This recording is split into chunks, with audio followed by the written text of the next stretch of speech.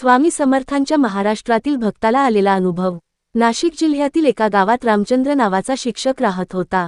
तो खूप प्रामाणिक आणि कर्तव्यदक्ष होता।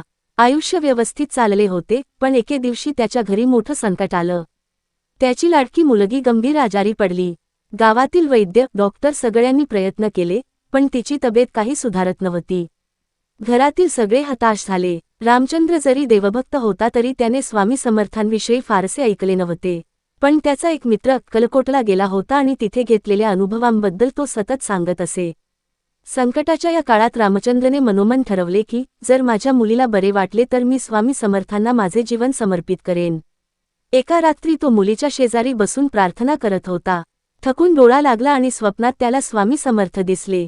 त्यांनी हात पुढे करून म्हणाले, काळजी करू नकोस रे, तुझी मुलगी बरी होईल। उद्या सकाळी तिच्या तोंडात तुळशीचे पान ठेव। रामचंद्र सकाळी उठला आणि स्वप्न खरे मानून त्वरित अंगणातील तुळशीचे पान आणले। तो पान पाण्यात भिजवून मुलीच्या तोंडात ठेवले। सर्वांच्या आश्चर्याचा पारावार उरला नाही, कारण मुलीची तब्येत थोड्या वेळात सुधारू लागली।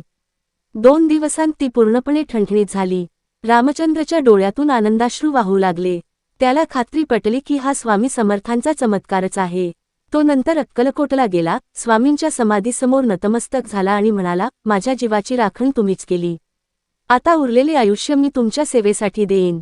त्या दिवसापासून रामचंद्र गावात स्वामी समर्थांचे नामस्मरण, भजन आणि सत्संग यांचे आयोजन करू लागला।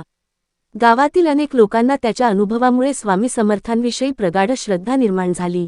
ही कथा आपल्याला शिकवते की संकट कितीही मोठे असो, श्रद्धा आणि भक्तीने केलेले स्वामी समर्थांचे स्मरण व्यर्थ जात नाही।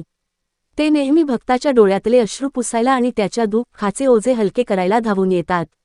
अनुभव आवडला असेल तर नक्की नलिनी पटरे या पेजला फॉलो करा। श्री स्वामी समर्थ।